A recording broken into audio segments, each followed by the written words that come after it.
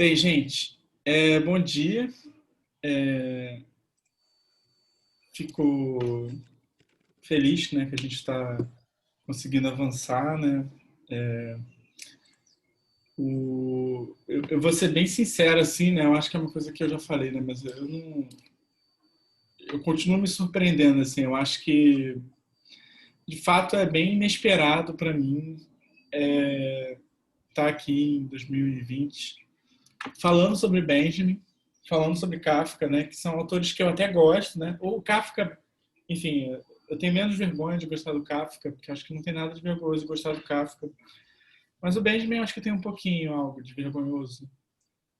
Não tanto pelo Benjamin, né? Mas, enfim, porque é aquilo, né? O fã-clube do Benjamin é muito chato. É todo mundo muito triste. Mas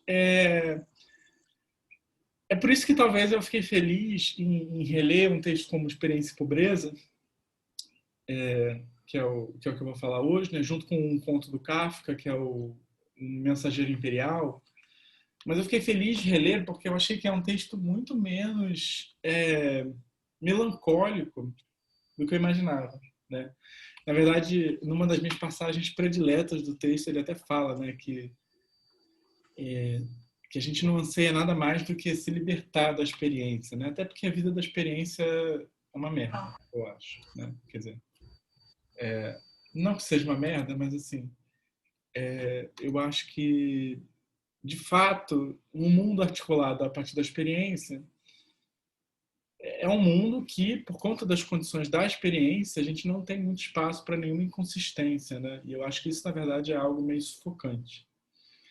Mas, assim, só para começar, né? Enfim, eu acho que, retomando também um pouco a questão da semana passada, a principal coisa assim, que ficou para mim, né, é que a diferença entre um mundo articulado pela experiência e um mundo articulado a partir da informação, né, ou seja, a transmissão de informação, é uma diferença que não é positiva, né? Ou seja, a gente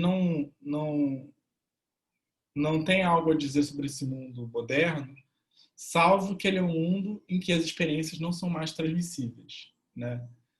Então, assim, eu acho que isso fica interessante ainda mais se a gente lembra que as próprias experiências, elas também não se definem como algo positivo, né? Ou seja, uma experiência, como a gente viu, né, ela é aquilo que sobrevive, né, ou que continua apesar das particularidades que são transmitidas, né? Então, assim, se eu conto uma história, a lição não é nenhum detalhe dessa história, não é nenhum elemento particular que eu adiciono a essa história, mas é justamente aquilo que sobrevive às particularidades e que também vai permitir com que eu também repasse essa lição para outras pessoas, adicione as minhas particularidades, sem que o lado essencial da experiência se perca, né?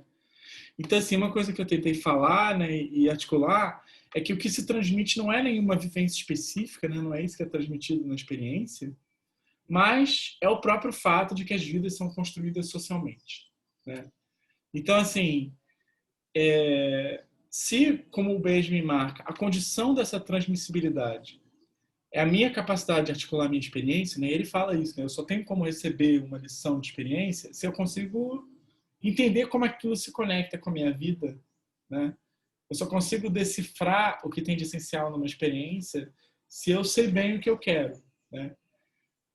Se isso é uma condição, né? Ou seja, a minha capacidade de articular a minha vida, né? Isso ao mesmo tempo também essa articulação da minha vida tem a ver com eu conseguir me conectar com os outros, né?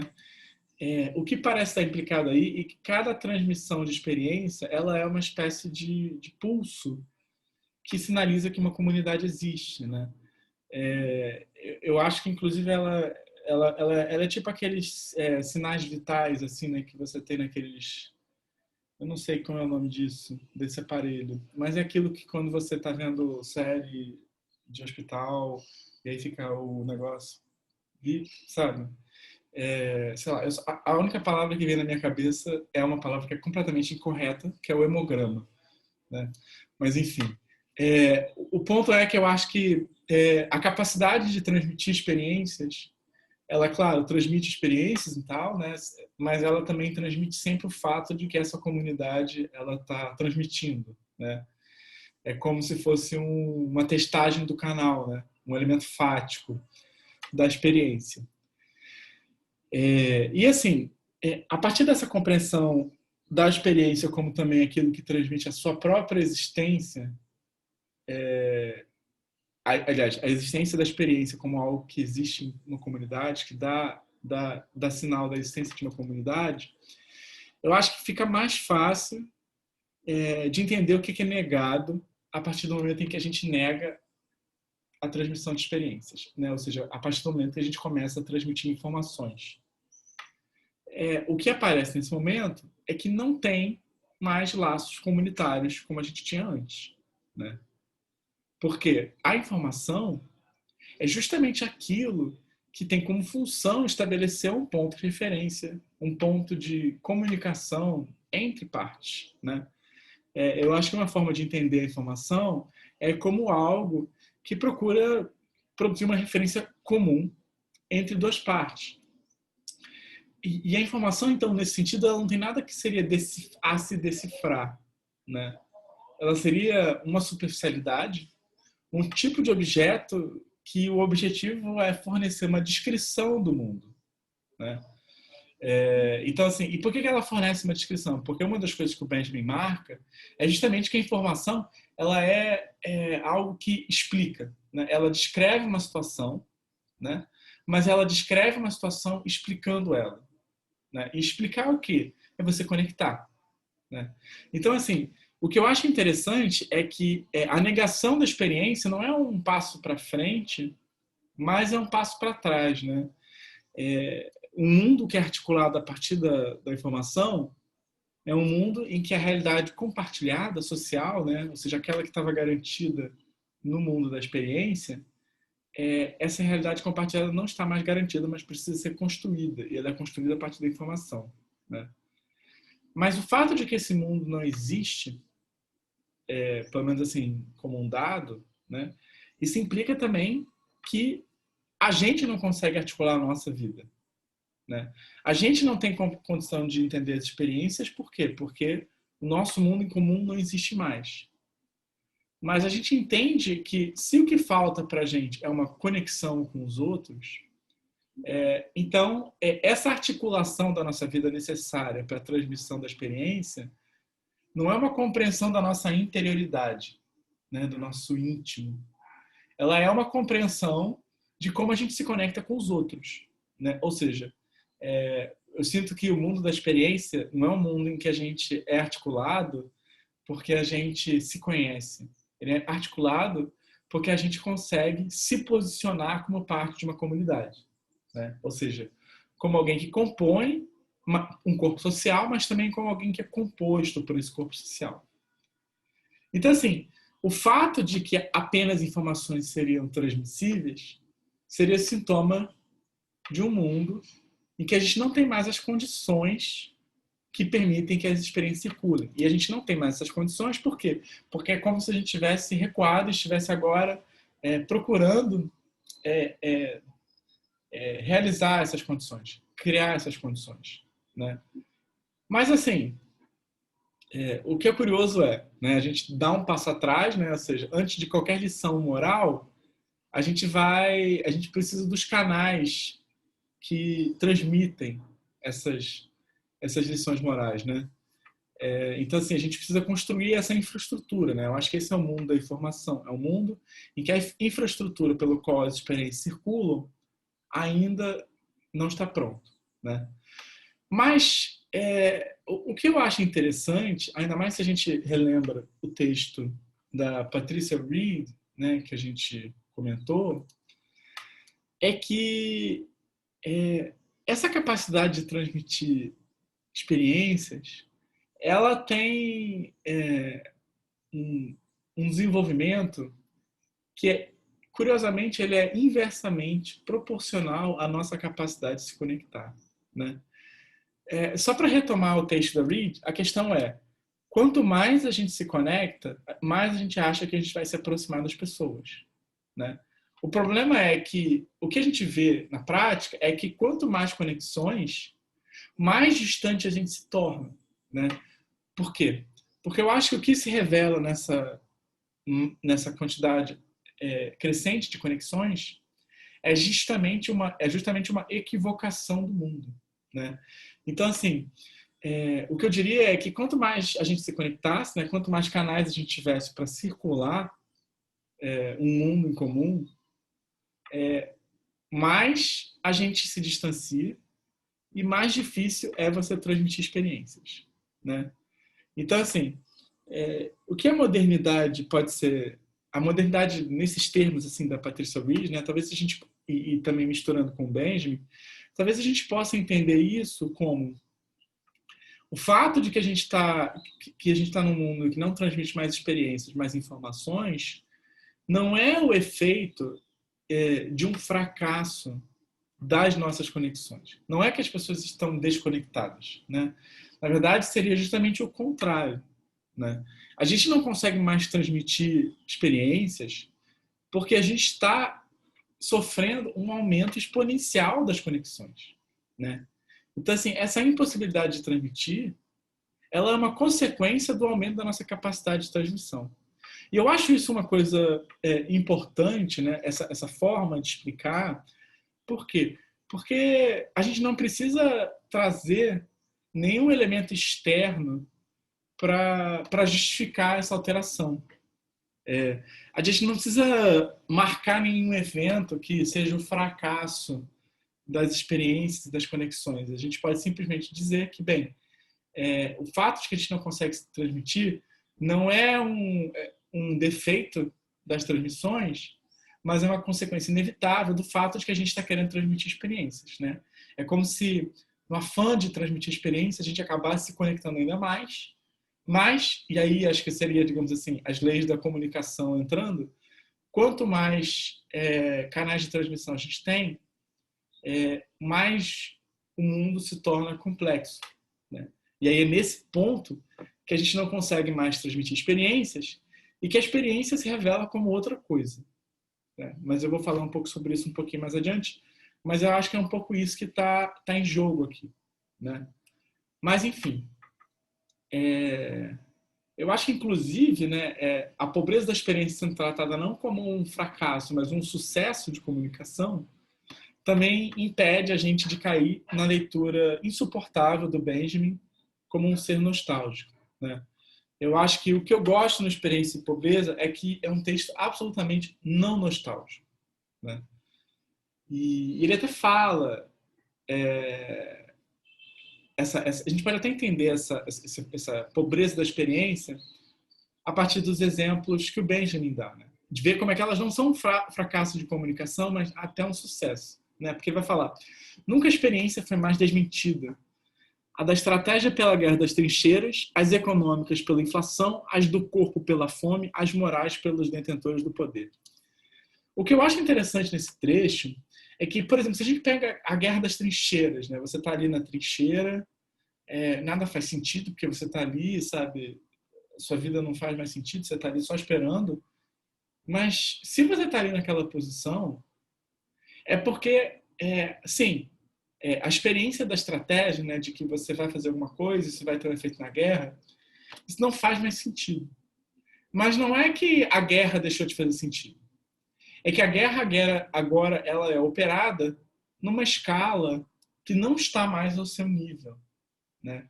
É o fato de que há outros elementos, para além do simples corpo de soldados envolvidos ali, que torna a sua experiência considerada em si mesma sem sentido, né?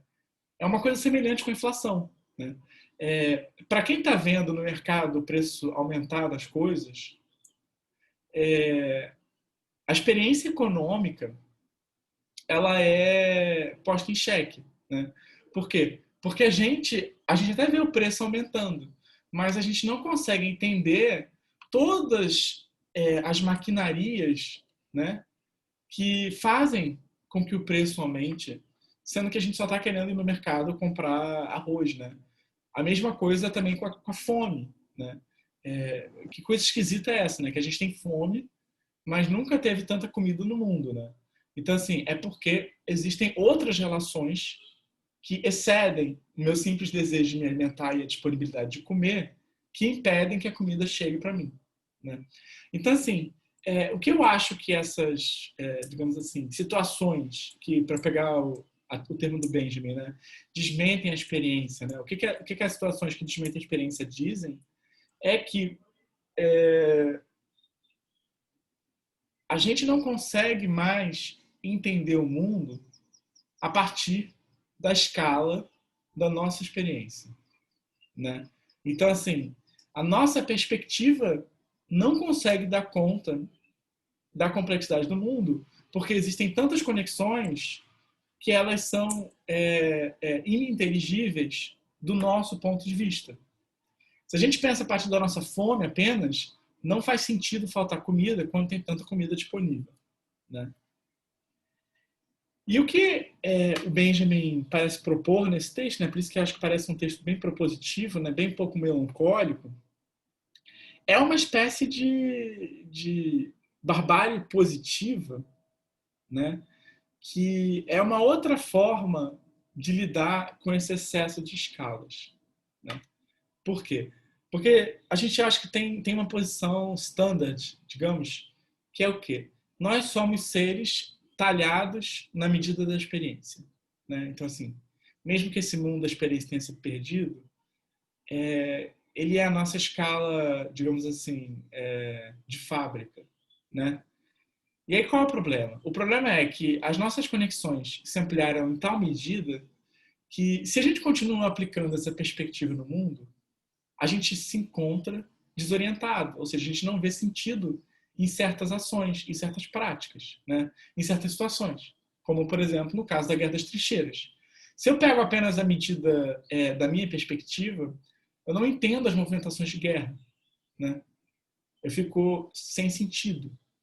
Mas o que o Benjamin faz, que é interessante, é que ele vai propor um conceito, né, ele fala, né, um novo conceito de uma barbárie positiva, né? Ele vai elencar algumas figuras, que seriam as figuras que estariam dispostas a recomeçar do zero. O que eu acho de interessante nessas figuras é que elas são uma espécie de postura positiva diante da conexão elevada, do excesso de conexões elevadas à enésima potência, que caracterizaria o mundo moderno, né? Então, assim, a primeira coisa sobre essa postura que o Benjamin vai dizer, ele vai dizer que a sua marca própria, né, estou citando aqui, é de uma absoluta ausência de ilusões sobre a época, aliada a uma total identificação com ela. Então, assim, o novo bárbaro, ele seria uma figura que abraça esse mundo, né? E ainda que esses heróis, né, desse novo mundo sejam apenas, assim, digamos assim, aventureiros que estão tentando se situar a partir do excesso, que eles não possam dar, assim, as leis gerais de como se situar diante desse excesso, o que tem de interessante neles é que eles tentam levar a sério um mundo que não é mais feito à nossa medida, né? E o que isso implica? Isso implica uma coisa muito esquisita, que é a gente pensar o homem de outra forma, né? Tanto que o Benjamin vai falar de um homem que é pobre, que é um homem sem rastros, né? Porque, de fato, a Guerra das Trincheiras, só para pegar um exemplo, ela faz parecer com que a nossa vida não tem sentido, né? Que a gente está ali numa experiência gerando em falso, porque eu estou aqui esperando, né? Só que o problema não é que a sua vida não tem sentido, é que o sentido não está mais articulado a partir da sua escala, né? Você está subordinado a uma outra escala maior, né? E esse é a questão, né? E é isso, digamos assim, que seria o ponto de vista que os novos bárbaros conseguiriam observar. Então, assim, o primeiro ponto, eu acho, desse reenquadramento que né, a barbárie positiva vai fazer é conseguir assumir as transformações implicadas em você deslocar a perspectiva para além do humano, né? Então, assim, se parte do nosso drama tem a ver com que a gente não consegue se situar a partir dos eventos que nos excedem, o artista bárbaro vai procurar, então, reinterpretar a própria humanidade a partir desse excesso, né? Ou seja, é reconfigurar o que seria próprio do humano a partir do momento em que não é ele mais que é a medida do mundo, né? Então, assim, não seria o mundo, nesse ponto de vista, que seria pobre, né? Não seria a nossa vida que não faz sentido, né, nesse mundo. O que seria empobrecido seriam as nossas experiências, né? Ou seja, a nossa perspectiva, né? E eu acho que tem uma coisa que é interessante aqui, né? Porque assim, ele fala, né, que você tem o mundo da luta, o mundo do trabalho, né? É como se você encarar o mundo em termos de trabalho ou de luta política, né, tipo socialismo contra o capitalismo, ou trabalho, né, extração de riqueza. Sim, isso é uma forma empobrecida, né, para dar conta da realidade que nos excede, mas ela é empobrecida para que a gente consiga dar conta da realidade, né? Então, assim, essa experiência empobrecida, ela não seria uma simples, assim, um vazio no mundo, mas ela seria a forma que a gente teria de conseguir representar parcialmente o mundo a partir da sua nova complexidade, né? É como se reduzir o mundo a uma faceta, a um aspecto, fosse um custo que a gente tivesse que pagar para conseguir arcar com as infindáveis conexões que a gente tem, né? Então, assim, não é que as pessoas, assim, só para pegar um exemplo bem mundano, né? Não é que as pessoas, eu acho que elas querem que a vida delas seja só trabalho. Ou não é que as pessoas querem que a vida delas seja só um posicionamento político, né? Eu acho que, na verdade, o problema é que, diante de um mundo em que a gente não consegue se articular plenamente, você empobrecer o seu mundo, né, você reduzir ele a um aspecto, é uma forma de você conseguir navegar entre algo que te excede, né? É você delimitar quais são as conexões relevantes e quais que não são. Então, assim, é inevitável que você acabe empobrecendo a realidade, né? Não é que você está fazendo isso porque você é melancólico, ou porque o mundo perdeu sentido, porque o mundo está desencantado. Na verdade, é uma questão de tentar continuar conseguindo se situar, né? Então, assim, eu acho que assim, que o que os novos bárbaros conseguem enxergar é um espaço onde a gente pode negociar qual é a pobreza que vai se apresentar para nós, né?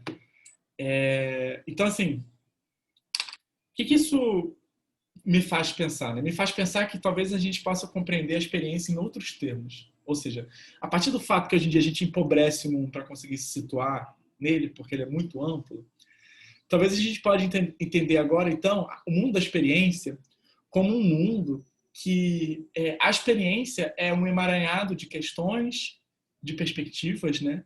E conseguir transmitir elas é conseguir transmitir um conjunto de coisas sem que se perca nada, né? É quase como se o mundo da experiência fosse justamente um mundo que tivesse num certo nível de complexidade em que a gente conseguisse, ao mesmo tempo, transmitir essa complexidade sem perder nada dela, né? Então, assim, é como se ele fosse a medida, o mundo feito à medida do nosso tamanho, né? E um mundo em que a experiência é transmissível é um mundo em que as conexões estariam, digamos assim, sobre uma determinada métrica, que seria a nossa métrica, o nosso tamanho, né? Então, assim, eu acho que, que, que transmitir experiência, então, seria possível apenas quando a vida das pessoas estivesse restrita a uma certa escala, a um certo domínio, né? E o que permitiria uma transmissão sem perda talvez seja o fato de que o que é transmitido não precisa chegar a pessoas de outros mundos, né? Aquilo vai sempre circular entre pessoas de um certo mundo que já está contido, né, ali, mas ao mesmo tempo também as pessoas para quem você está transmitindo essas coisas, elas já compartilham também desse mundo, né? Então, assim, eu diria que a experiência ela é algo não apenas que, digamos assim, dá sinal de uma comunidade, mas o fato de que ela é capaz de ser transmitida marca também uma certa metragem, né? Uma certa escala específica, né? Então, assim, a partir disso a gente pode dizer que o mundo moderno, né, empobrecido, ele seria um mundo em que a minha vida já não consegue mais dar conta de toda a complexidade do mundo sem que algo se perca, né? Então, assim, a quantidade de conexões, em vez de facilitar a transmissão, ela acaba justamente dificultando ela, porque há muito mais a ser transmitido do que eu sou capaz de transmitir, né? Ou há muito mais de ser recebido do que eu sou capaz de receber também, né? Então, assim, a barbárie positiva, ela seria uma tentativa de aceitar, né? Por isso que ele fala, né? É uma identificação com a sua época, né? Mas ela é uma tentativa de aceitar que o empobrecimento é um fato inexorável, de certa forma, né? E que o que a gente pode fazer é negociar com a nossa pobreza, né? E essa negociação, e aí que eu acho que é interessante, ela passa por uma reavaliação dos próprios termos da nossa subjetividade. Porque, veja, se a gente está negociando com algo que excede a gente também não pode simplesmente se posicionar fora dessa relação e achar que a gente pode simplesmente alterar, digamos assim, no excesso, o que chega para nós, né? A negociação, ela diz respeito ao ponto que está no nosso nível, né? Que é o quê? Que é a nossa subjetividade, né? Então, assim, o que restaria, eu acho, e eu acho que é isso que o Benjamin enxerga nesses artistas, né? Como o Klee, tem um outro escritor que ele fala que é o Luz, alguma coisa assim.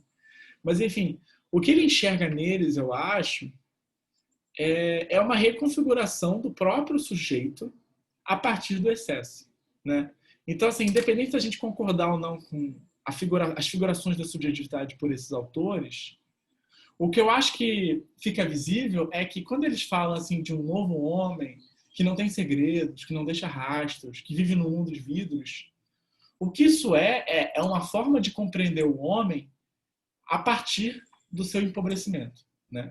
Como se você abrisse mão de segredos, de rastros, de memória, para que você também não ficasse na posição de um melancólico que não vê sentido na vida, né? Então, assim, o que eu acho que tem de interessante é que nenhuma dessas negociações aspira retornar ao mundo para uma escala anterior, né? Para uma escala em que tudo fazia sentido para a gente, em que a gente conseguia transmitir a complexidade sem nenhuma perda, né? Não, o que ele fala é uma coisa mais interessante, né? Que eu vou até citar, né? Porque eu acho essa frase muito boa. O que elas anseiam é libertar-se das experiências, anseiam por um mundo em que possam afirmar de forma tão pura e clara a sua pobreza, a exterior e também a interior, que daí nasça alguma coisa que se veja. Então, assim, eu acho que o sentido dessa libertação se torna ainda mais claro se a gente repara nas condições do mundo em que as experiências são transmissíveis, né?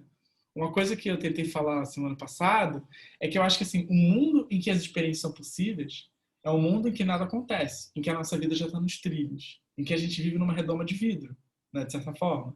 Por quê? Porque é um mundo em que eu tenho que ser capaz de me articular a minha posição na sociedade, né? É quase um mundo em que eu não preciso receber conselhos, né? Uma coisa meio paradoxal.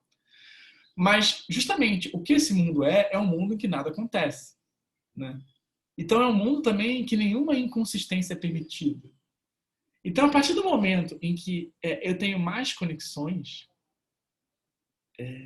é quase como se eu pudesse me libertar dessa consistência e pudesse ser outras coisas. E eu acho que isso tem um efeito político muito forte. Por quê? Porque ser capaz de, digamos assim, variar é também o que permite ser capaz da gente aspirar a um mundo que seja politicamente mais justo, né? Uma posição como a do Benjamin, né, que é comunista, não faz sentido se nada pode mudar, né? Por isso que eu acho que a nostalgia que até aparece ali no Benjamin, ela não é absolutamente determinante, né? porque a nostalgia, ela também é algo que trava a transformação, né? E eu vou querer transformar o mundo se ele não está adequado, né? Então, assim, o mundo moderno, ele permite a gente aspirar outras coisas, né? Eu acho que isso é o ganho que os artistas bárbaros enxergam, né? Mas, assim, eu acho que essa libertação, se ela é ansiada, se ela é desejada, né? Ou seja, se os bárbaros eles aparecem, é porque o mundo articulado a partir da experiência, ele ainda está aí de alguma forma, né? Sim, o espírito da nova barbárie, né? Ele é uma postura positiva, né? Uma tentativa de se reposicionar diante do excesso que produz uma pobreza, né? Mas o fato é de que ele não substitui completamente uma certa situação melancólica e desorientadora que a gente vive, né? Ainda que eles abram caminhos, são experiências artísticas, né? Que permanecem num campo especulativo, né? E eu acho que elas permanecem no campo especulativo não apenas pelo fato de que sejam arte, né? Porque eu acho que assim, a arte, de fato, eu acho que ela tem um papel de mapear cognitivamente o mundo, né? Mapear a partir da imaginação. Mas eu acho que tem uma outra coisa que não é mapeada nesses artistas que o Benjamin menciona nesse texto, que é a passagem de uma posição melancólica para uma posição revolucionária. Porque eu acho que, de fato, os artistas de vanguarda que o Benjamin menciona, eles retratam e mapeiam o que seria um mundo a partir de uma outra escala. O que seria o homem a partir dessa outra escala? Né? Seria um homem sem segredos. Um homem vazio. Né? Um homem devassado. Né? Mas, ao mesmo tempo, falta dar conta, né? E eu acho que aí que por isso que o Kafka me interessa, né? Falta dar conta como que a gente passa dessa posição melancólica, né, de uma subjetividade que quer transmitir experiências para uma subjetividade que não tem mais esse anseio, né? É claro que quem vai fazer essa transformação é a prática política, né? Não é a arte que vai fazer isso. Mas eu acho que a arte pode, pelo menos, assim, ajudar a mapear esses terrenos, né? E então, assim, o que eu acho que é importante, né, lembrar, então, é que as práticas de transmissão de experiência, elas permanecem mesmo que elas não façam mais sentido, né? E a gente vê isso em algumas das formas meio zumbificadas dessas práticas, né? A gente vê isso em certas nostalgias, né? O mundo moderno é repleto de nostalgia, né? De conservadorismos, né? Ou seja, de um mundo passado que a gente sequer sabe se existiu. Ele também tem uma outra coisa que é interessante, né? Que eu acho que é a redução das experiências a mercadorias, né? Toda aquela onda das pessoas quererem viajar, né? Eu gasto meu dinheiro com viagens, porque viagens são experiências, né? E aí você vai ver lá, né? O que é a viagem da pessoa? Não tem nenhum perigo, não tem nenhuma aventura, não tem nada de diferente. Tem só a pessoa comprando uma experiência pré-pronta, que pode até ser divertida, né? Quem nunca? Mas que é uma experiência que é completamente mediada por um mercado de consumo, né?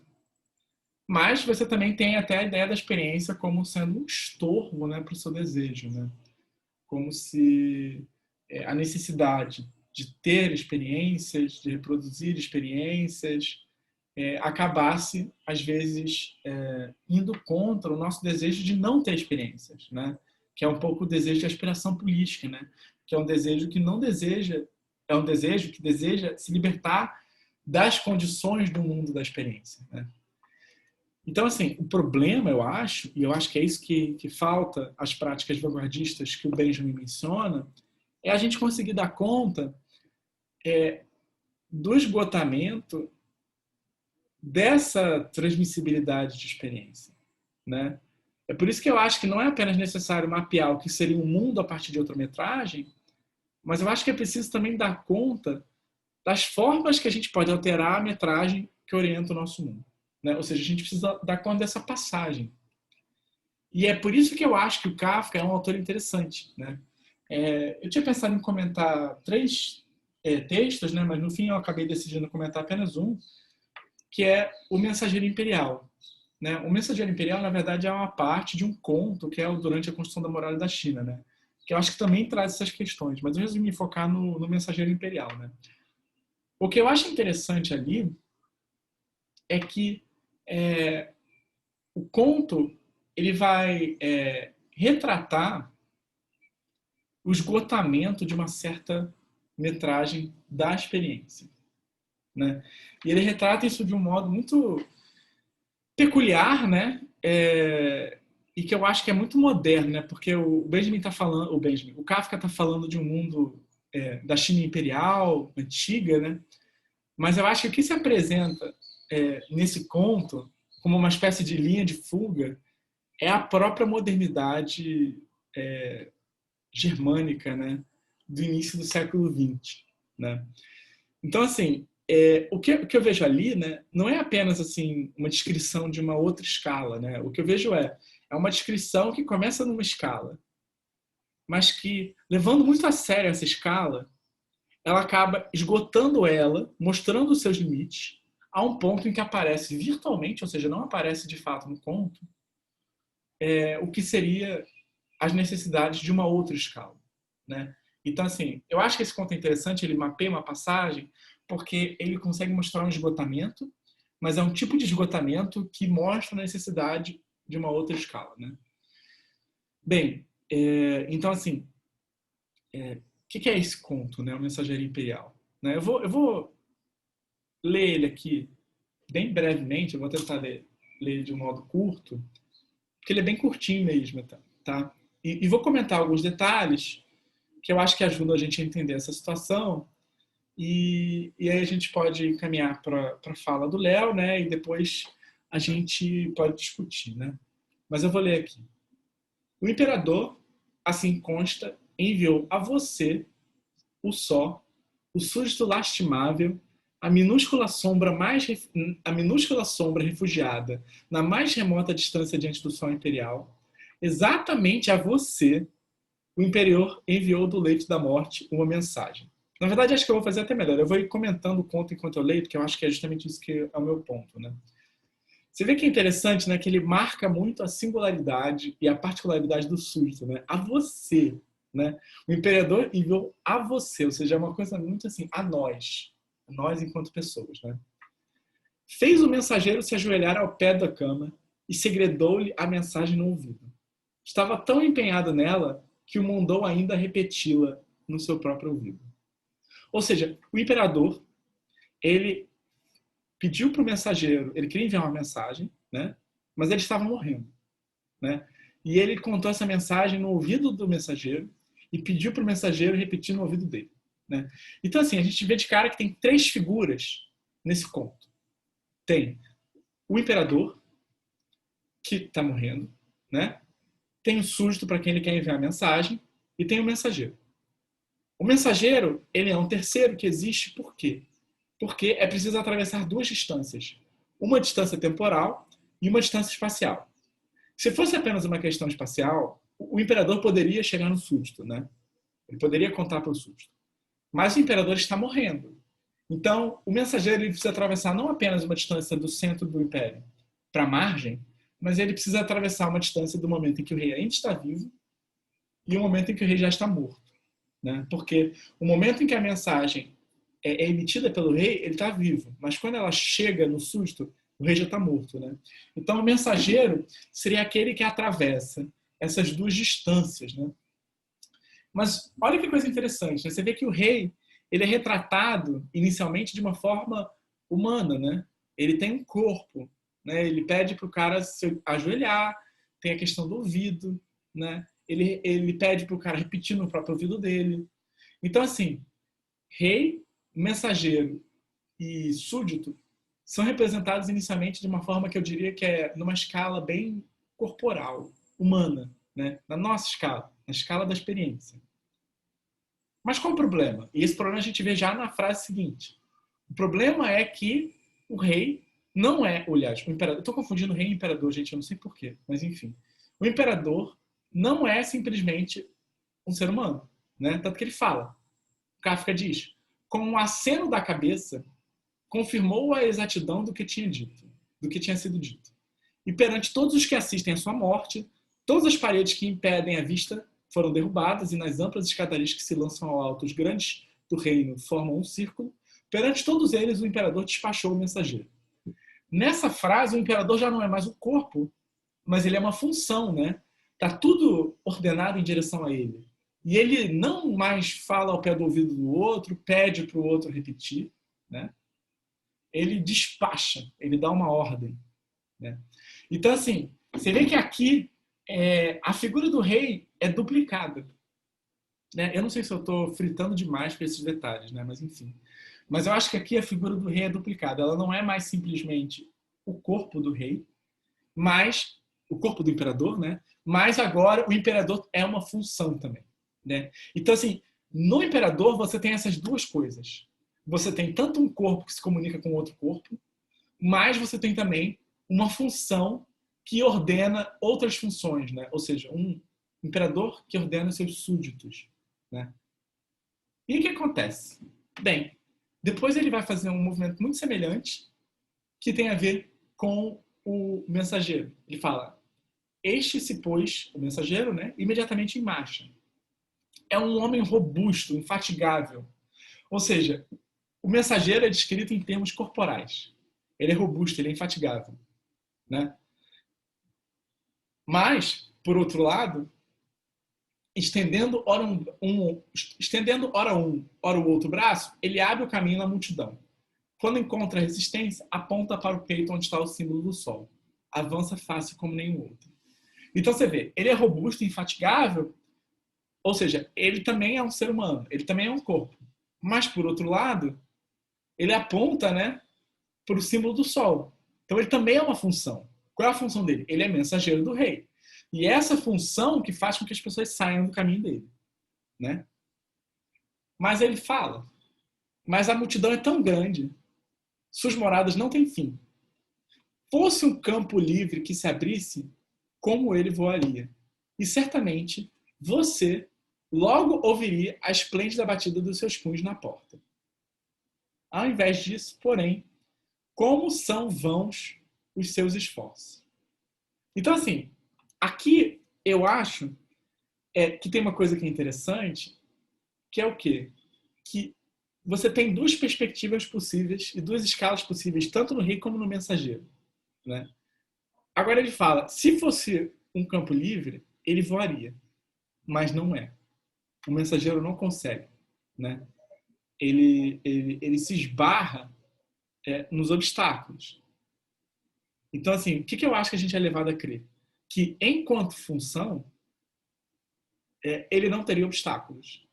Mas, enquanto corpo, ele tem que atravessar outros corpos, né? Então, eu acho que o que essas passagens indicam é que, a partir dessa dualidade de escalas, o conto colapsa para uma escala específica, né? Ele colapsa para qual escala? Para a escala do corpo, né? E eu acho que isso estaria marcado num detalhe bem singelo, que ele vai dizer: aponta para o peito onde está o símbolo do sol, né? Mesmo que ele tenha descrito ali a função, né? Ou seja, o símbolo do sol é a função. O símbolo do sol, nesse caso, ele está subordinado ao corpo, né? Tanto que ele aponta para o peito. Não é o símbolo do sol que vai livre sozinho. Não. Ele usa o seu corpo e se aponta. E aponta, aliás, para a própria função. Então, de alguma forma, pelo menos no ponto de vista do mensageiro, eu diria que ele subordina a sua função ao seu corpo, né? E eu acho que é o fato de que essa função é remetida ao ponto de vista do corpo que faz com que ele fracasse, né? Tanto que ele vai dizer, né? O que ele vai falar em seguinte é o quê? Ao invés disso, porém, né? Como são vãos seus esforços? Continua sempre forçando a passagem pelos aposentos do palácio mais interno. Nunca irá ultrapassá-los. E se o conseguisse, nada estaria ganho. Teria de percorrer os pátios de ponta a ponta e depois dos pátios o segundo palácio que o circunda. E outra vez escadas e pátios. novamente um palácio, e assim por diante durante milênios. E se afinal ele se precipitasse do mais externo das portões, mas isso não pode acontecer jamais, jamais, só então ele teria diante de si a cidade-sede, o centro do mundo, repleto da própria borra amontoada. Aqui ninguém penetra, muito menos com a mensagem de um morto. Você, no entanto, está sentado junto à janela e sonha com ela quando a noite chega. Então, assim, o que tem aí de interessante, eu acho, é que essa sequência, talvez ela não seja nada mais do que a extrapolação de um mundo, né, do caminho que o mensageiro precisaria percorrer se ele fosse percorrer esse caminho com o corpo dele, com a escala do corpo dele. Né? Para que ele chegue no súdito mais isolado, ele precisaria literalmente atravessar todos os outros súditos que estão no caminho. Né? Por quê? Porque a escala que está privilegiada aqui não é a escala da função, mas a escala do corpo. Né? Então, assim, eu acho que tem algo interessante. Né? É quase como se o mensageiro ele procurasse repassar a mensagem como, sei lá, a gente está, sei lá, numa festa, num ambiente social, e a gente quer contar uma fofoca para um amigo, né? E a gente vai desviando de todo mundo, né, para contar uma mensagem no ouvido dele, né? Fingindo aqui que a gente não tem um celular, que a gente pode mandar no Zap, né? Mas assim, isso tá tudo bem numa festa, num ambiente social, enfim. O problema é se você vai fazer isso na dimensão de um império, né? É quase como se o Kafka estivesse mostrando o tamanho do império se ele é metrificado a partir da resolução do corpo. Né? É quase como se ele dissesse, bem, se a gente leva a sério essa métrica, a gente não consegue medir o império. Né? Ou melhor, a gente consegue medir ele, né? Mas ele não é percorrível na nossa escala. Né? É um espaço muito além das nossas capacidades. Né? Mas o que eu acho interessante aqui é que você tem uma espécie de metrificação da pobreza que é bem precisa, né? Ele descreve, não, aí você tem um corpo, aí você atravessa, aí depois você vai para outra sala, aí depois da outra sala tem outra sala, aí depois você sai das salas, aí tem o segundo palácio, enfim. Ele vai dando, né, por uma espécie de projeção, né? Mas ele projeta essa distância de um modo preciso, eu acho. E essa projeção é o que permite a gente ver a impropriedade dessa métrica, né? É quase que como se ele falasse assim, se a gente quer transmitir mensagens de corpo a corpo, essa mensagem é imprópria para as dimensões do império. Né? É impossível entregar a mensagem ao súdito do ponto de vista dessa escala. Né? Eu acho que tem até uma coisa meio paradoxo de dizer não aqui. Né? Mas eu acho que, ao mesmo tempo, o fato de que a impossibilidade é descrita em termos precisos é isso que acaba revelando também que a mensagem não havia sido enviada pelo imperador enquanto humano, mas pelo imperador função. Por quê? Porque jamais uma mensagem enviada pelo imperador humano teria como atravessar esses pontos todos, né? Então eu acho que assim, a confusão que esse conto encena, né, e eu não sei se eu estou hiperinterpretando esse conto, eu acho que é uma confusão do ponto de vista do próprio mensageiro. É como se o mensageiro ele preferisse interpretar dessa forma, porque se ele entregasse essa mensagem, a glória seria dele, né? Tanto que ele marca, né, que ele é robusto, que ele é infatigável, né? São as qualidades dele, né? Se ele consegue, com o corpo dele, atravessar essas distâncias, é ele que é foda, né? É ele que vai ter essa glória de ter realizado essa função. O problema é que isso não é possível, né? Tanto que ele não consegue, né? O que o mensageiro, eu acho que ele não gostaria de aceitar é que para conseguir entregar essa mensagem, ele teria que se pôr em outra escala, né? Ele teria que abdicar da glória, teria que abdicar das suas qualidades, porque ele teria que aceitar que elas não são suficientes para essa distância, e teria que entender que para ele ter um campo livre para voar, ele precisaria estar em outra resolução, ele precisaria ser outra coisa. Ele precisaria ser uma coisa muito mais pobre do que ele é, né? O que ele teria que ser? Eu acho que o mensageiro imperial ele teria que entender que ele não é nada mais do que um carteiro do serviço postal alemão, né? Porque é esse o mundo do Kafka. O mundo do Kafka é um mundo em que as cartas de fato chegam aos destinos, né? Mas elas chegam não por causa da astúcia do mensageiro, mas por causa de redes técnicas que conseguem operar essas dimensões e de modo eficiente, né? Então eu acho que o drama que está ensinado aqui é justamente isso, né? É que ele encena o esgotamento de uma escala e apresenta como ponto de fuga justamente uma outra escala que implica a nossa desumanização, de certa forma, né? A gente vira de um mensageiro, né, que tem qualidade e se tornar um mero carteiro do sistema do serviço postal alemão, né? E o que eu acho que isso é interessante, né, é que justamente o Kafka ele consegue mapear esse esgotamento, né? Ele leva a sério o que seria a métrica da escala da experiência e vê a impossibilidade dela.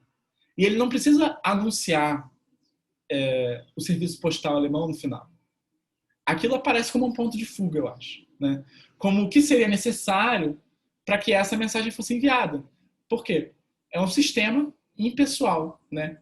Que não depende do carteiro querer aparecer, querer ser o objeto dessa experiência, né? Então, eu acho que o Kafka ele consegue mapear isso e dar conta do que seria o esgotamento dessa pobreza, né? Agora, só antes de passar a palavra para o Léo, só queria lembrar que próximo encontro vai ser uma discussão, né, a partir de um trabalho, né, de dois amigos, que é a Luísa Marques e o Gabriel Tupinambá, que eles fizeram um vídeo sobre Benjamin e a questão da escala, né? Então, vou passar esse vídeo, né, e eles vão conversar com a gente, né? E depois disso, a gente vai ler esse texto do Zebold, né, que é o Guerra Aérea e Literatura, porque eu acho que ele tenta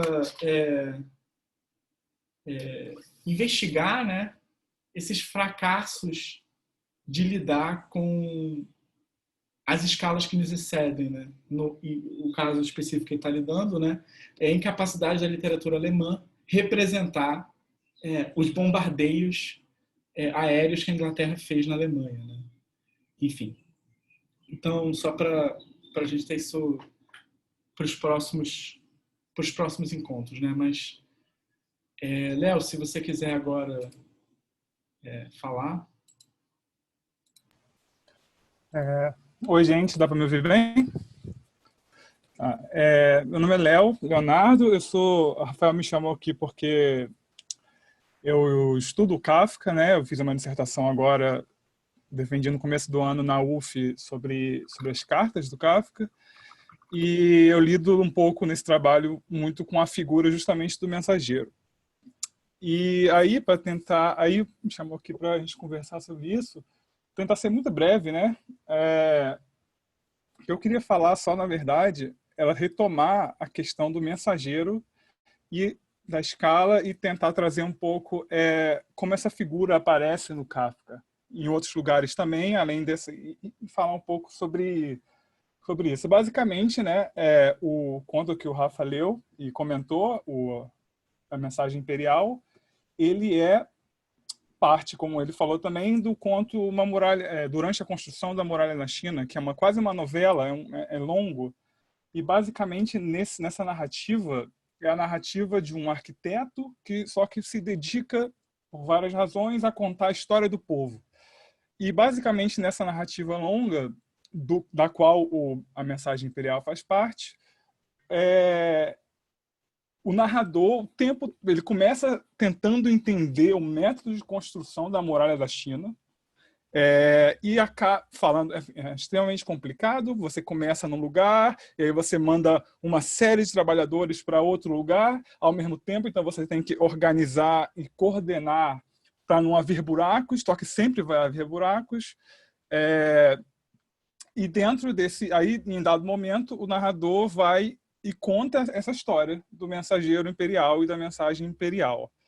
Então, nesse conto, na narrativa longa, né, durante a construção da muralha da China, na segunda parte, o que, na verdade, o narrador se dedica é a comentar a dificuldade da vastidão do Império Chinês de se conectar, justamente pelo tamanho e pela incapacidade técnica. Então, você tem esse império monstruoso de um lado e você tem esse pequena narrativa do outro, com esse pequeno mensageiro carregando uma coisa tão importante que é a mensagem do rei. Só que, como o conto mostra, o rei morreu, a mensagem perdeu sentido, porque o mensageiro tem que atravessar uma distância monstruosa e infinita, e a gente, enquanto leitor, é identificado na última frase, de uma maneira muito sacana do Kafka, justamente a pessoa que espera a mensagem e nunca vai receber ela. O que é isso, né? Basicamente, essas narrativas fazem parte, na verdade, de um ciclo que a crítica normalmente costuma chamar de ciclo chinês. E aí tem um outro continho, e aí tem uma parábola, na verdade, um aforismo que também é lido como parábola, que o Kafka escreveu por volta de 1918, na mesma época que ele escreveu essas narrativas. Ficou conhecido como Parábola dos Reis e dos Mensageiros, que são 3 linhas. Eu vou ler só para mostrar como que isso dá uma nova dimensão a essa narrativa da mensagem imperial. Foi-lhes apresentada a opção para se tornarem reis ou mensageiros dos reis. À maneira das crianças, todos quiseram ser mensageiros. É por isso que existe um bando de mensageiros que correm pelo mundo e, uma vez que não há mais reis, bradam uns aos outros as mensagens que perderam o sentido. Gostariam de pôr um fim à sua vida miserável, mas não ousam fazê-lo por causa de juramento de ofício. Então, né, basicamente, ressoa em muitos níveis essa parábola, a mensagem imperial, e o Kafka identifica aí o mensageiro como um sonho infantil, digamos assim. Claro, ele fala como se fosse normal, né? Todos querem ser mensageiro. Como que ninguém ia querer ser mensageiro? Justamente porque em Kafka, o mensageiro, ele é essa figura que é descrita na mensagem imperial, robusta, infatigável, atravessa distâncias infinitas. Só que todos os reis morreram e vocês vão carregar para sempre mensagens sem sentido. Então, basicamente, o que é isso, né? Como que você pode ler isso? Isso foi lido de infinitas maneiras ao longo das décadas, na verdade, de 100 anos, quase, pouco mais de 100 anos. Lê-se de muitas maneiras diferentes. Eu acho que é interessante para a discussão aqui sobre escalas e a inacessibilidade, a dificuldade de converter uma escala em outra, de ver uma outra escala, por sermos seres humanos com uma visão muito limitada. Tem, basicamente, para mim, o mensageiro é a ferramenta kafkiana por excelência para lidar justamente com o problema da escala e das várias escalas. E isso tem muito a ver com o momento que o Kafka escrevia, que, bom, foi logo nessa época especificamente, foi a época da Primeira Guerra. É conhecida, muito conhecida, a entrada do diário que Kafka escreveu no dia da Primeira Guerra, que eu vou ler aqui só para quem não conhece ou para lembrar. 2 de agosto de 1914, hoje a Alemanha declarou guerra à Rússia. De tarde fui nadar. Bom, basicamente esse é o comentário de Kafka sobre a guerra. Hoje começou a guerra e eu fui para a natação. O que é isso, né? Já tem uma mistura de escalas muito curiosa aí, porque se você imagina, você vai atrás de Kafka sobre experiências, para procurar experiências sobre a Primeira Guerra, experiências históricas, mas você vai se dar de cara com isso. Essa era a maneira kafkiana clássica de lidar justamente com o problema, eu acho, né, com o problema que Benjamin traz, tanto no narrador quanto no Experiência e Pobreza, que é essa experiência limítrofe da Primeira Guerra Mundial enquanto divisor de águas entre uma época, o longo século XIX, como dizem, em que você teve o patrimônio cultural alemão, as universidades, a educação, né, a Bildung, elevamento do espírito. E, de outro lado, você tem justamente esse momento em que todo esse patrimônio cultural fica intransmissível. Você tem, porque, de repente, a guerra pelo seu desenvolvimento técnico, né? Foi um momento em que desenvolveram tecnologias de morte monstruosas, basicamente um corpo humano era estraçalhado de uma maneira muito fácil e eficiente, que depois, mais tarde, naturalmente, foi dar na eficiência do Holocausto e do genocídio. Só que nesse momento era o momento que você viam as máquinas. E aí tem até a parte que o Benjamin comenta no Experiência e Pobreza, que é de um lado o patrimônio cultural e de outro o frágil e minúsculo corpo humano. Então você percebe essa diferença monstruosa de escalas, né? O que eu faço com esse patrimônio, o que eu faço com o meu corpo, o que eu faço com essa experiência que me foi ensinada tanto nas escolas. E é impossível que Kafka, no momento que ele tivesse vivido, não lidasse, não importasse com esse tipo de questão. Claro que se importava, porém, a maneira como ele tinha de escrever sobre essas coisas era, como Benjamin falou, não histórica. Você não vai encontrar informações históricas ou até menções a lugares históricos em Kafka. Mas, como Benjamin, num ensaio muito famoso sobre Kafka, comenta, Kafka trabalha em períodos cósmicos.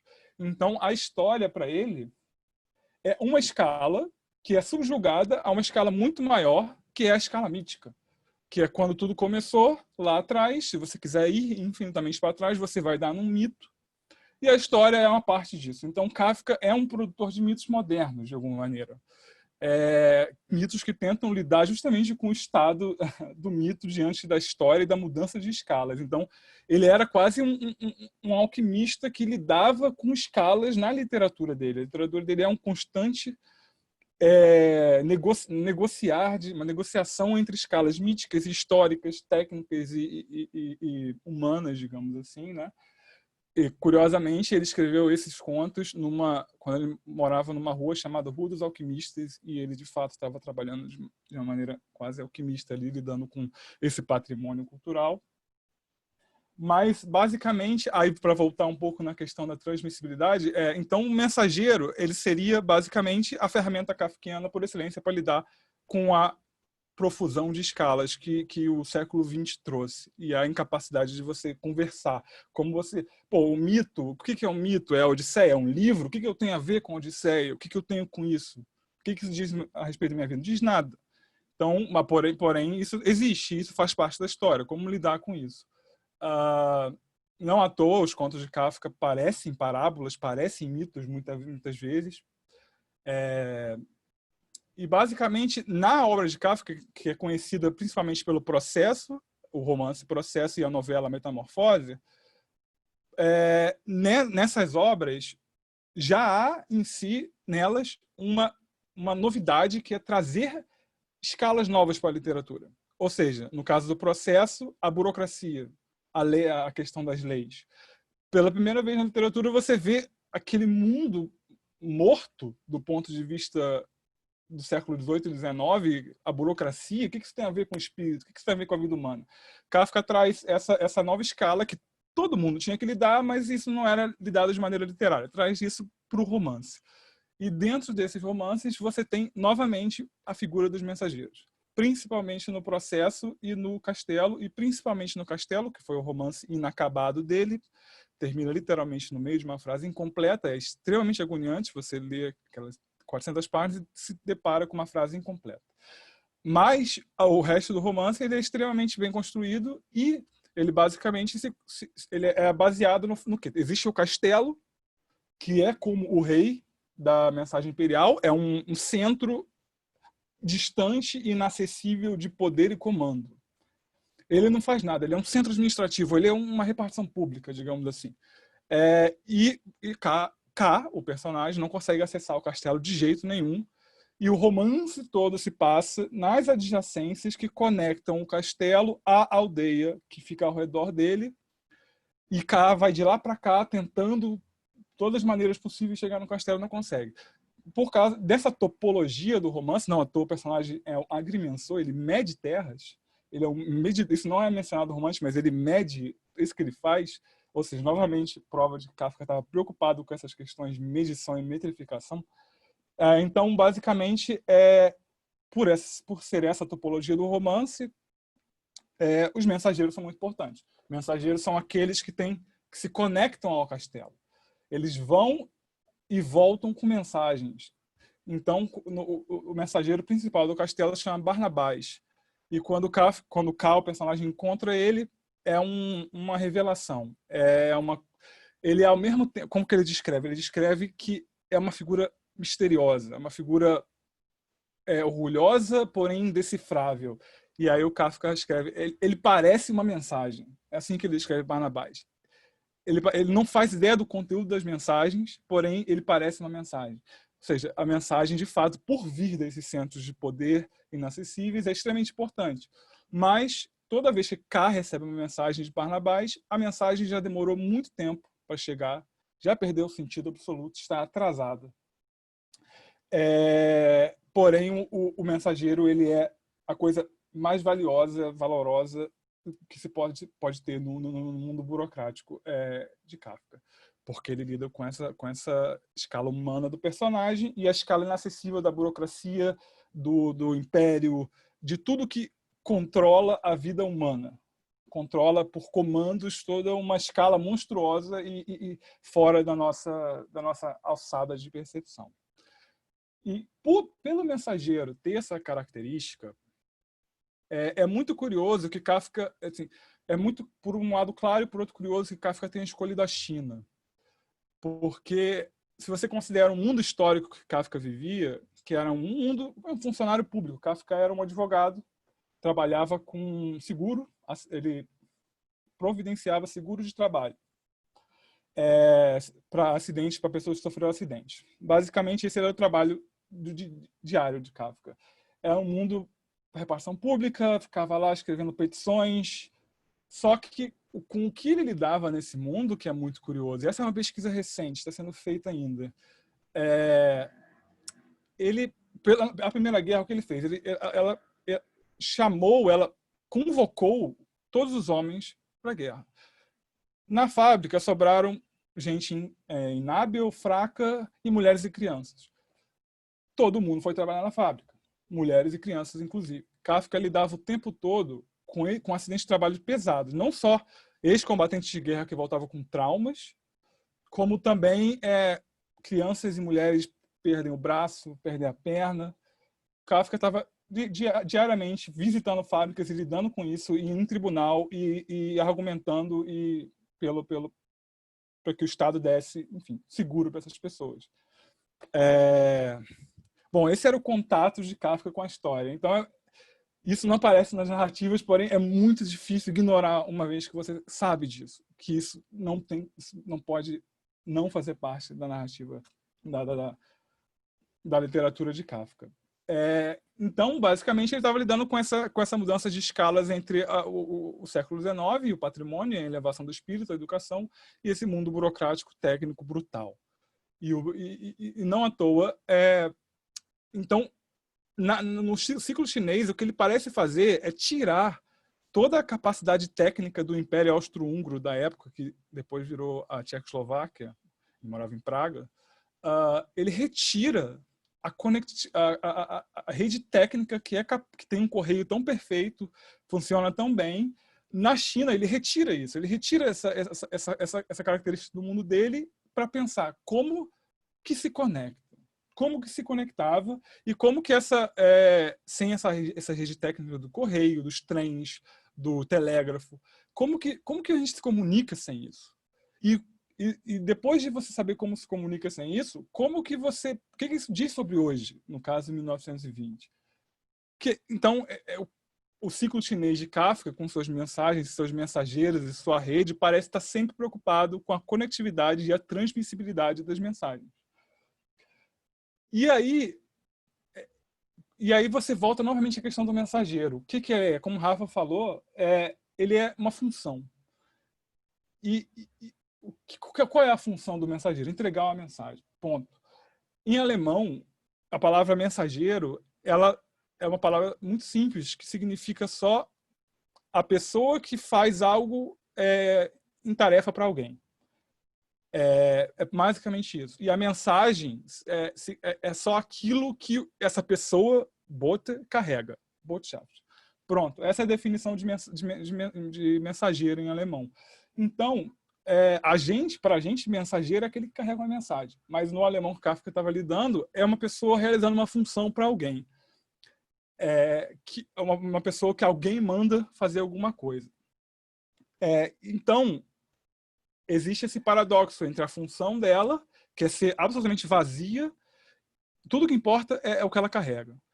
Imagina, você chega, você espera uma carta, e aí, em vez de uma carta muito importante, ou uma mensagem muito importante no celular, e aí, de repente, o carteiro começa a conversar contigo, ou vai pegar, ler a mensagem, vai ficar comentando a mensagem contigo, vai se intrometer naquilo que ele só deveria te entregar. Então, o mensageiro tem que ser vazio, ele tem que dar lugar à mensagem, tem que ser como uma janela para a mensagem. E aí o fato de Kafka tratar o mensageiro com tanta ênfase, com tanto orgulho, mostra a importância dessa vaziez, digamos assim. Mostra o quanto Kafka estava preocupado com essa questão que a gente tende a ignorar, que é a transmissibilidade das mensagens e a conectividade de uma sociedade. Aí, só uma curiosidade, apesar de eu ter comentado a etimologia de mensageiro, vale também lembrar que anjos, e a palavra angelia, ele significa nada mais do que mensageiro também. Os anjos são só carteiros, mais nada. Eles levam mensagens de um mundo inacessível e distante, que é o mundo de Deus, ao mundo absolutamente distante dos humanos. Inclusive, se você catar a etimologia de angelia, você vai dar no sistema postal persa. Então, também os anjos são funcionários públicos do sistema postal. E a palavra evangelium não é nada mais do que as boas novas. A boa nova, a boa notícia, a mensagem que trazem os anjos. E aí a curiosidade é que a Gaia Ciência do Nietzsche, o livro do Nietzsche, faz uma brincadeira com isso. Gaia Ciência, em inglês traduzido como Gay Science, mas em alemão significa só a ciência alegre. E é uma brincadeira do Kafka em alemão com as boas novas em alemão. As boas novas em alemão é justamente Fröhliche Botschaft, a mensagem alegre. E o livro do Nietzsche é Fröhliche Wissenschaft, a ciência alegre. Então, aí o Nietzsche se coloca como mensageiro também das boas novas, que é o novo homem, mas isso é só um adendo, um discurso. Vamos voltar. Então, basicamente, esse paradoxo entre o mensageiro kafkiano, que é extremamente orgulhoso, e a vaziez e a mundanidade de ele carregar uma mensagem, né? Só para terminar, então, eu diria que isso faz a gente pensar no estado, no quanto a sociedade de hoje, de modo geral, ignora a sua conectividade. Ou seja, os seus entregadores, os seus motoboys, os seus isso, aquilo. Ou seja, para quem o correio não é importante para quem? Para o império, para aquele que está conectado. Para quem não está conectado, para quem está conectado, quem se importa o correio? Quem não está conectado, um carteiro é uma anunciação divina, ele chega, né? Então, basicamente, nós estamos extremamente conectados. E essa transmissibilidade, a vaziez dela, a vaziez em vários sentidos, porque se você pensa, por exemplo, na chamada uberização, ela é basicamente um controle de redes. Eles têm redes, eles têm a única coisa valorosa, eles não têm carro, não tem nada, não produz nada. Eles possuem um algoritmo, que é patenteado, e coordenam redes de carros que andam por aí, conectando as pessoas. Mesma coisa iFood, mesma coisa, todos esses aplicativos controlam redes. E aí é sinal da vaziez e da pouca atenção que se dá à transmissibilidade é o descaso trabalhista com essas pessoas. É só um entregador, é só um motoboy. Ele só está ali para me entregar uma coisa e depois vai embora. A função dele é quase desumanizadora por natureza, digamos assim. A função dele é entregar e ir embora. E não é à toa que, talvez por isso, que a transmissibilidade hoje seja tão fácil de ser substituída por aparatos técnicos, por computadores. Então, o que ela começa com os mensageiros de Kafka correndo, elas se tornam chips de computadores. Elas se tornam pequenas redes em miniatura. Parece que há essa função, essa vaziez dela. E eu acho que o Kafka estava lidando com isso já no século XX, no começo do século XX, através da carta e da mensagem. Assim. Não à toa ele deu tanta importância ao mensageiro que aponta para o signo do Sol. Eu acho que, assim, para não me estender muito e poder dar discussão, poderia falar mais, mas poderia ser isso. Assim. Acho que...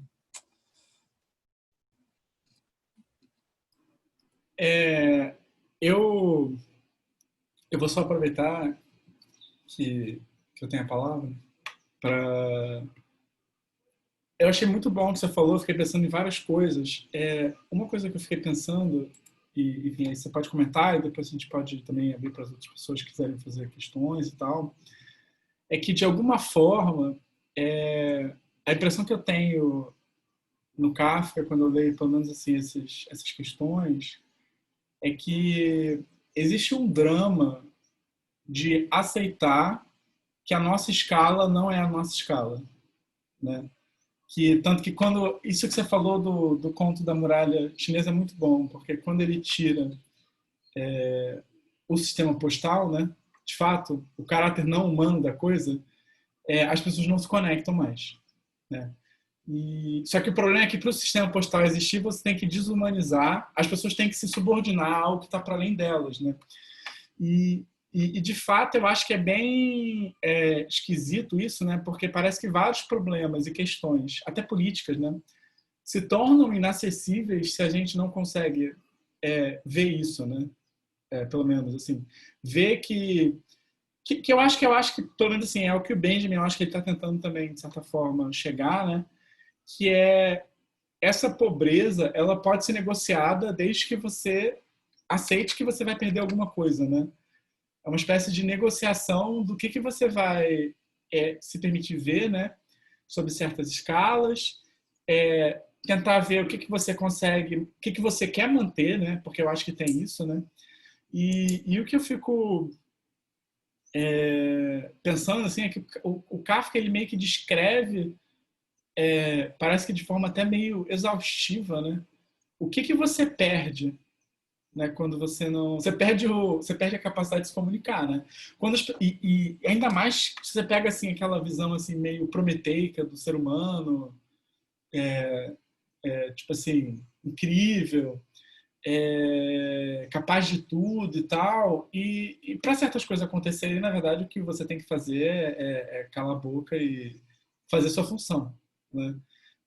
O Kant tem uma coisa, inclusive, que ele fala maravilhosa no texto sobre o que é o esclarecimento, que ele fala o seguinte: a gente tem que ter liberdade para a razão pública e tal, mas quando você está na cátedra, você tem que fazer as leis da sua cátedra. Quando você está fora da cátedra, aí você pode reclamar da cátedra. Então, assim, tem quase uma coisa assim de assim, independente, assim, o Kant, claro, talvez ele seja uma postura meio conservadora, né? Mas o que eu fico pensando é que tem uma coisa ali de tentar aprender, né? Quais são os pontos sensíveis à nossa escala, né? Quase como se, bem, um ser humano não vai conseguir mudar a política se eu, sabe, tipo, se eu chegar lá. Ou, por exemplo, né, quando a gente vê esse atravessamento de escalas, né? Quando a gente vê, por exemplo, a tentativa, falar um tema até polêmico, né? Polêmico não, né? Mas enfim, sendo gravado é sempre dá um nervosinho, né? Mas, digamos que na Revolução Francesa, quando decapitaram o rei, né? Quando você decapita o rei, ou não decapita, né, e dá errado, você tem ali uma confusão, né, entre duas coisas diferentes, né, que são dois níveis diferentes. Né? Você tem uma ordem, digamos assim, simbólica, estrutural, social, e você tem a ordem pessoal, né, tipo assim, de você matar uma outra pessoa, né? E matar assim, e tipo, você não tem como matar o social simplesmente matando os corpos que ocupam esse social, né? Então, assim, se eu matar o carteiro, a mensagem não vai parar de vir, né? Tem uma coisa assim, né? Então, assim, tipo, que eu fico pensando assim no Kafka, né? Tipo, o caso do... Eu achava que era Barnabé, ou na minha cabeça eu lia como Barnabé, né? O Barnabás, né? Mas que ele... de fato, ao mesmo tempo, né, ele ficava essa coisa esquisita, né? Porque ele era uma pessoa, né, ele tinha uma família, eu acho, né? Mas ele era todo esquisitão e opaco ao mesmo tempo, né? Ele não sabia o que ele estava fazendo, né? Então, eu acho que o K, né, pelo menos assim, a maneira como eu sinto, é que, assim, eu acho isso no processo, talvez na metamorfose, eu não sei, né? Mas eu sinto que o Kafka, ele, em alguns contos, não acho que é o caso durante a construção da muralha da China, não acho que é os contos animais também, porque acho que nos contos animais ele está tentando esgotar a metragem humana e meio que apontar para além dela, né? Mostrar o que, um amigo meu falou de uma forma muito boa, né? Que é o Gabriel, que vai estar na semana que vem. Ele falou que ele acha que a animalização no Kafka é simplesmente um ponto de vista em que não faz diferença o ser humano do animal. Então, assim, não é uma questão assim, é o que não é o que está longe, né? O animal não é assim o animal, né? Enfim, acho que é até uma forma boa de sair de umas leituras que eu acho meio bobas, assim, de uma desumanização no Kafka. Mas o animal é simplesmente uma questão de o que está longe, né? O que não é visível. De fato, parece que no castelo o que você tem é uma resistência a, é, a ser humanizado, a ser desumanizado. Né? Tanto que, assim, é engraçado, e, gente, desculpa se eu estou me estendendo aqui, né? Mas é engraçado que o K, eu acho esse romance maravilhoso. Assim, eu amo de paixão esse romance. E o K, ele tá o tempo inteiro. Parece que assim, que ele não tá satisfeito com ter uma função dele, que é medir as porras. Ele quer mais. Ele quer ser o funcionário que vai olhar para a cara do chefe e que o chefe vai olhar para ele, que vai falar com ele. Tanto que ele fica tentando ver o clã, que é um dos caras lá, que é um dos burocratas, né? Fica querendo ver o clã. Ele fica querendo humanizar as funções, quase como se ele não conseguisse aceitar que, para ele fazer o que ele tem que fazer, ele tem que abdicar disso tudo, né? Ele não vai medir nada enquanto ele não largar a mão dessa porra, né? Inclusive, ele não consegue, isso é genial, ele não consegue nem transar enquanto ele não se desumaniza, né? Porque uma das cenas mais incríveis, eu acho, do Kafka é a cena. Eu não lembro se é ele transando com a mulher ou se são os ajudantes. Mas é alguma coisa que fica assim, tipo assim, você não tá. O fato de que você tá ciente dessa situação é o que te impede de transar. Né? Tem uma coisa assim esquisita. Né? E é quase como se também ele tivesse uma coisa de você sair de si, né? Não sei, agora eu já tô viajando, né? Mas eu acho que, de fato, o que é esquisito no Kafka é que ele é quase como se em alguns contos, né, ele falasse assim, eu vou levar radicalmente a sério, que é ficar numa perspectiva e ver como é que o mundo é esquisito quando a gente se recusa a sair dessa perspectiva. Enquanto em outros contos ele meio que leva a sério a transição de perspectiva, mas ele só consegue levar a sério porque ele também leva isso como uma questão muito séria. Então ele consegue atentar. Então assim, a diferença entre eu acho que isso, pelo menos, é a vantagem do Kafka para mim em relação às pessoas que o Benjamin escreve, né? É que o Kafka ele não está apenas tentando mostrar o que seria um mundo desumanizado. Né? Ele também faz isso, eu acho, em alguns contos. Né? Ou seja, tipo, no conto da Josefina. Ele mostra o que é a arte se você olha de um ponto de vista muito esquisito, né? O que é a arte? A arte não é nada demais, é só alguém que acha que é alguma coisa. Isso não tem nada de especial, na verdade, entendeu? Inclusive, a pessoa até faz a coisa errada, né? Ele tem esses pontos, assim, e que ele meio que mostra a função social da arte, né? Mas que, ao mesmo tempo, a arte parece uma coisa completamente ridícula quando você leva a sério a função social da arte, né? Porque a Josefina é uma escrota que se acha, que quer não trabalhar, né? E o artista, de fato, é um pouco isso, né? Mas não é só isso, né? Mas assim, acho que é interessante que ele produz esses deslocamentos, mas o Castelo é o contrário, né? E é engraçado porque parece que ele tem todos os pontos, né? Ele dá conta. Agora que você falou, né? Ele parece que dá conta de tudo isso, né? E mapeia, né? Enfim, eu tô. Eu acho que é uma questão. Posso, desculpa Pode, tomar a pode. palavra. Eu acho que, de fato, a palavra principal que eu usaria com Kafka é perspectiva e perspectivismo. E aí, para tomar um argumento do Deleuze e Guattari, no Kafka por uma literatura menor, todos esses elementos, né, a animalidade, a burocracia, a técnica, tudo isso é como se o Kafka, enfim, assumisse esse ponto de vista. Ele assumisse e escancarasse, não nos personagens dele, mas no mundo que os personagens vivem. Então você falou que é como se o personagem K, quisesse mais. E eu diria, de fato, o que ele quer é respeito. Ele quer respeito num mundo que as pessoas... tanto é que todos os encontros dele, as pessoas vão rir dele. Respeito. Olha o tamanho do castelo, olha a distância. O que você tem a ver com respeito? E o K, ele não vai sentar num canto e chorar. Ele vai só continuar avançando infinitamente. Então, é como se essa humanização tivesse não no personagem, mas na construção, no embate entre a obsessão dos personagens e simplesmente chegar no castelo ou descobrir por que foi processado. E esse mundo que ri. É um mundo técnico, um mundo novo, um mundo da burocracia, um mundo da conectividade infinita, que não tem mensagem no seu interior, é basicamente uma central de comandos vazios, pura transmissibilidade. Que experiência que você pode transmitir num mundo desse, né? Não é à toa que, ao mesmo tempo, Kafka não transmite experiências no sentido tradicional, eles causam uma experiência perturbadora que para mim, é, de fato, a perturbação justamente da desumanização humanizada na técnica. Kafka estudou a técnica e conseguiu negociar essas escalas entre a técnica e o humano. Entre a técnica e o humano. Num meio, a literatura, que era naturalmente conhecida justamente pela elevação do espírito, pelo humanismo, né? O ser humano é o centro, os sentimentos e a expressão, e, enfim. O Kafka foi lá e trouxe um outro tipo de... Porque não é desumano, um outro tipo de humanização. É uma humanização, como o Benjamin procura, um novo homem. É o cara que olha, como ele diz no Espelho de Pobreza, para dentro do motor.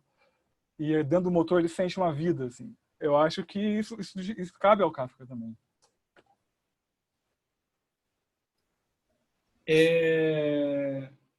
Gente, vocês têm questões? Eu vou pausar aqui, porque, enfim, como vocês sabem, por uma questão de direitos, eu não gravo vocês, né? E o Léo, ele cedeu os seus direitos, então por isso que ele tá sendo gravado aqui. Então eu vou pausar